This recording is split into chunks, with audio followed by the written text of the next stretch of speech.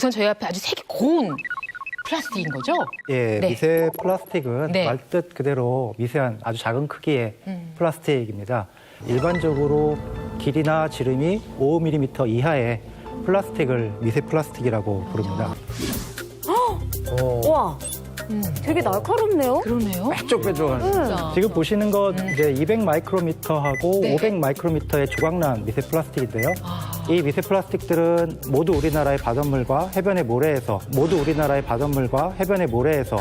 발견된 것들입니다. 그럼에도 불구하고 미세 플라스틱에 대해서 지금 전 세계적으로 경고를 하는 이유는 크기가 작기 때문이죠. 예, 크기가 작으니까 플랑크톤이 이거 미세 플라스틱을 섭취하게 하고요.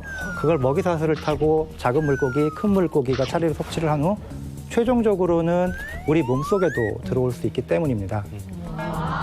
연구에 따르면 입착 크기가 150 마이크로미터 정도 이상인 것들은 몸 밖으로 90% 이상 빠져나가는 것으로 알려져 있고요. 하지만 그보다 작을 경우에는 우리 몸의 림프액이나 장기에서도 흡수가 가능한 것으로 알려져 있습니다. 저기 저 밝게 보이는 것들이 녹색으로 보이는 게 나노 플라스틱입니다. 전부 다. 아, 저 물고기 물고기 한 초록색이 마리에 아니고요? 물속에. 아니에요. 제브라 피쉬한테 아주 작은 크기의 미세 플라스틱을 다량 먹게 한 다음에 보여진 모습이에요. 그동안에는 이창훈 씨가 한 말씀대로 먹으면 응가로 다 나올 것이다. 소화기관을 통해서 그냥 나올 것이다라고 생각했는데 크기가 아주 작으니까 이게 소화기관뿐만 아니라 이 배아를 둘러싼 난막을 통과해서 하루 뒤에는 망막에도 가고 손에도 가고 척수에도 가고 근육에도 가서 몸 전체에 쌓이는 것으로 확인이 된 겁니다.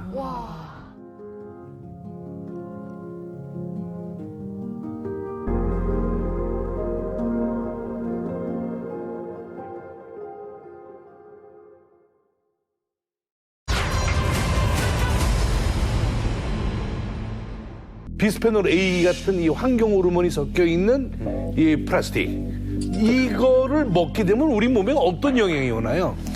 이런 프탈레이트라든가 비스페놀 A를 환경 호르몬이라고 부르는 이유, 원리적인 내용을 좀 설명해 드릴게요. 네. 비스페놀 A나 프탈레이트와 같은 환경 호르몬이 화학적 구조가 우리 몸에 존재하는 자연적인 내재하는 호르몬하고 구조가 매우 유사해요. 똑같지 않지만 많이 유사해요.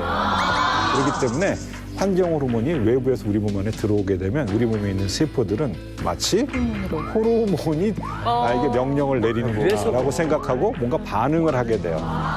그래서 호르몬에 민감하게 이렇게 기능이 조절되는 장기들이 있어요. 유방이라든가 자궁, 그다음에 갑상선, 그다음에 전립선 이런 것들은 다 호르몬에서 기능이 조절되는 그런 기관들인데요.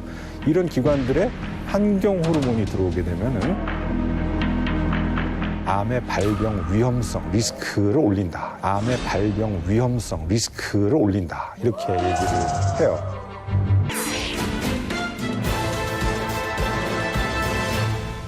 미세 플라스틱 알갱이를 만나면 착 붙어요, 거기에. 네. 그러니까 미세 플라스틱 알갱이를 플랑크톤이나 물고기가 먹게 되면은 알갱이만 먹은 게 아닌 거예요. 그 뭐냐면은 바닷물 속에 오염돼 있던 그런 화학 물질이 미세 플라스틱에 묻어서 이렇게 들어가는 거죠. 이 미세 플라스틱에 묻어서 이렇게 들어가는 거죠. 그렇죠? 그래서 먹이사슬을 통해서 밥상으로 이제 올라오게 되는 거예요. 특히 이 같은 무게의 플라스틱과 미세 플라스틱을 비교해 보면은 같은 무게의 플라스틱을 잘게 쪼개게 되면 표면적이 넓어집니다. 그러니까 미세 플라스틱 표면에는 굉장히 많은 양의 그 화학물질들이 붙게 되는 거예요. 많이요. DDT는 강력한 살충제입니다. 그래서 이걸 뿌리게 되면 벼룩이고 이구 이런 게 다 죽어요. DDT는 암도 유발해요. 그래서 세계보건기구가 이 DDT를 EA급 발암물질로 규정을 하고 있어요. 일본에 있었던 하나의 그 사건을 설명드리죠. 1968년도에 일본의 한 식용유 공장에서 폴리여마 바이페닐, 줄여서 그냥 PCB라고 얘기하겠습니다. 이 PCB라는 물질이 공정상의 실수로 인해 가지고 식용유에 살짝 섞여 들어갔어요. 그런데 그 식용유를 먹은 사람들에서 나타난 증상이 피부가 검게 변해요. 그래서 피가 나고 부작용이 이제 나타났는데요. 문제는 요 식용유를 어린 시절에 한두 달 정도 먹었던 여자아이인데요. 이런 애들이 나중에 결혼을 해서 아이를 낳았어요. 근데 그 아이들이 검은 피부를 가진 아이를 낳아요. 그러니까는 검은 피부를 가진 아이를 낳아요. 그러니까는 어린이 시절에 잘못 먹은 PCB 때문에 이 여자가 성인이 돼가지고 문제가 크게 생긴 거예요. 네. 그리고 나서요, 거기서 끝난 게 아니라 지금까지도 2세대, 3세대에서도 계속 여러 가지 이상 증세가 나타난대요. 이처럼 전대미문의 식품 공해 사건, 이렇게 원인이 됐던 물질이 바로 PCB예요. PCB가 바로 이 플라스틱에 들어있고요. 일부 플라스틱에. 마지막으로 위험한 바닷속의 오염물질은 바로 다이옥신입니다. 다이옥신 많이 들어보셨죠? 네. 다이옥신입니다. 다이옥신 많이 들어보셨죠? 네. 세계보건기구에서 1급 발암물질로 지정한 대표적인 독성물질인데요. 거의 맹독에 가까운 독성물질이라고 보시면 돼요. 이 피해가 유전적으로 세대를 넘어서 계속 나타난다고 하는 것인데요. 고엽제에 노출됐던 당시 베트남 사람들이 낳은 아기들에서 장애가 관찰이 됐대요.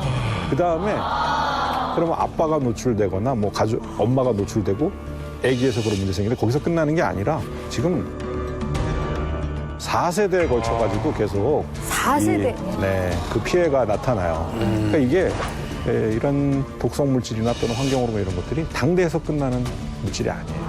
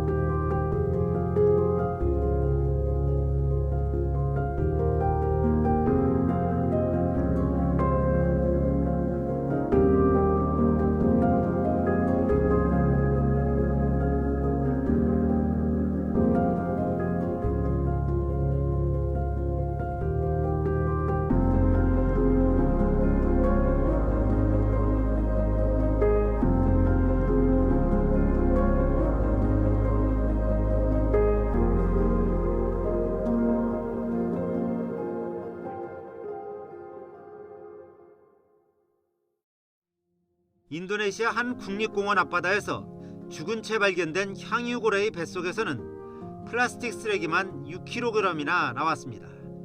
플라스틱 병과 가방, 샌들, 마대자루까지 1000개가 넘는 쓰레기로 가득 찼습니다. 최근에 멸종 위기종 바다거북을 바다에 들어가서 번성하라고 풀어줬는데 열하루 만에 역시 뱃속에 플라스틱 쓰레기가 잔뜩 차서 죽은 채 발견이 됐습니다. 얼마나 괴로웠을까요? 김관진 기자입니다. 국립생태원 연구원들이 붉은 바다거북을 부검합니다. 등껍질을 열고 내장을 분리해내자 비닐, 플라스틱 조각 등 쓰레기가 쏟아져 나옵니다. 몸 길이 42cm에 3년생 붉은 바다거북 한 마리에서 나온 쓰레기는 모두 225조각, 무게는 10.24g에 달합니다. 국제적인 멸종위기종인 이 붉은 바다거북은 국내의 한 대형 수족관에서 전시용으로 사육됐습니다. 그러다 지난해 8월 개체수 회복을 목표로 다른 바다거북들과 함께 제주 앞바다에 방류됐습니다.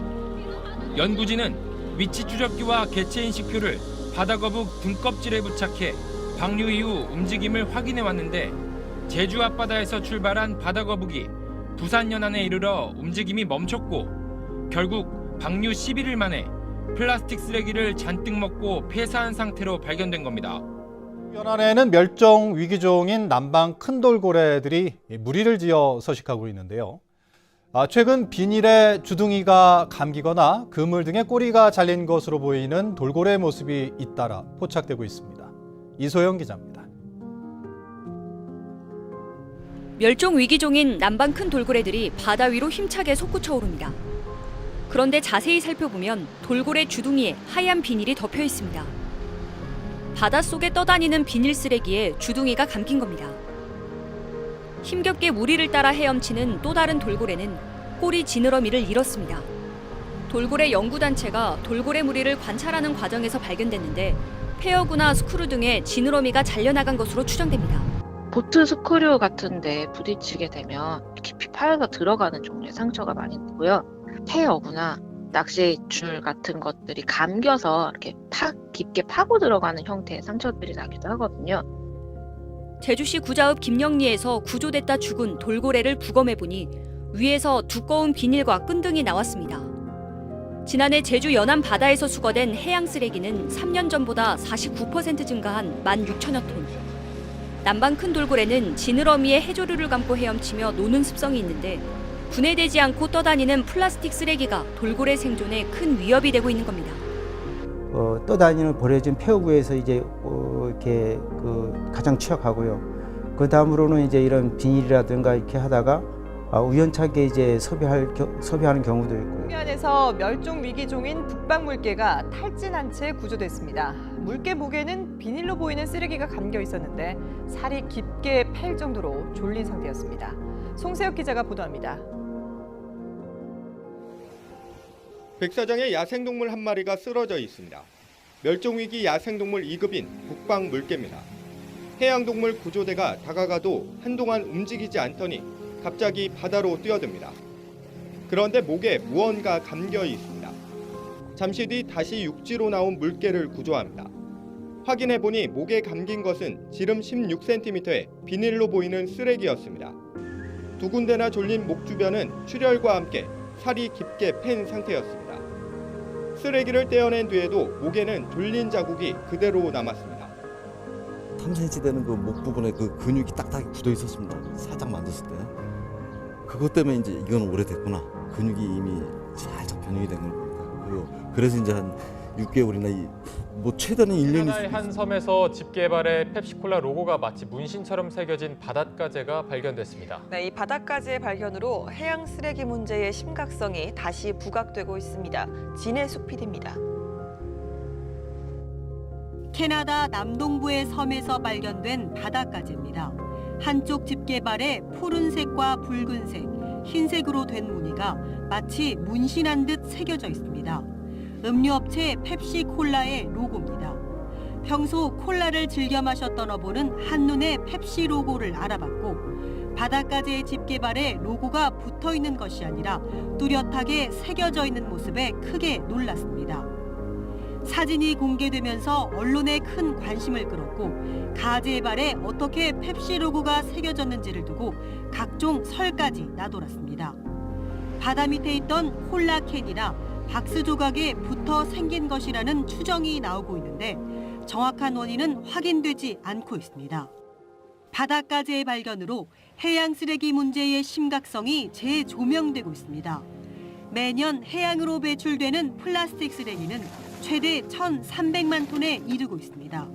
거북이와 물고기 등이 쓰레기를 먹잇감으로 오인해 먹어치우면서 해양 생태계에 2차 피해까지 일으키고 있습니다. 세계에서도 가장 인적이 드문 곳으로 손꼽히는 남태평양 핸더슨 섬에서도 최근 플라스틱 3만 8천 개, 약 18톤에 달하는 플라스틱 쓰레기가 확인됐습니다. 세계 해양기구인 앨런 메가더 재단은 2050년이 되면 바다에 버려진 플라스틱이 물고기 수보다 더 많을 것이라고 경고한 바 있습니다.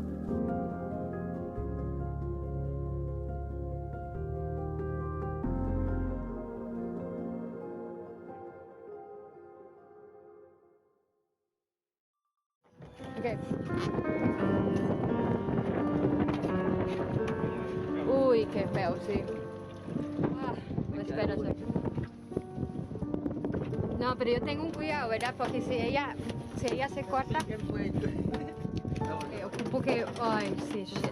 ¿Me puedes sostenerla? Can you hold down the head?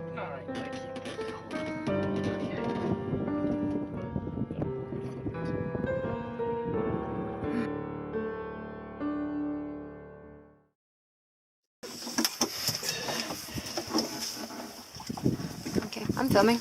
You can go for it, Mr. Surgeon.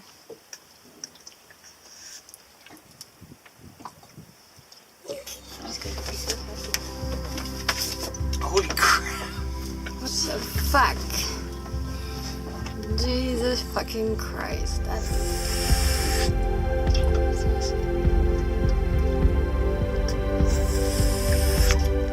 Yeah, could you, one of the swabs, the sterile swabs, could you like put them into the iodine and then we're just gonna try to clean it?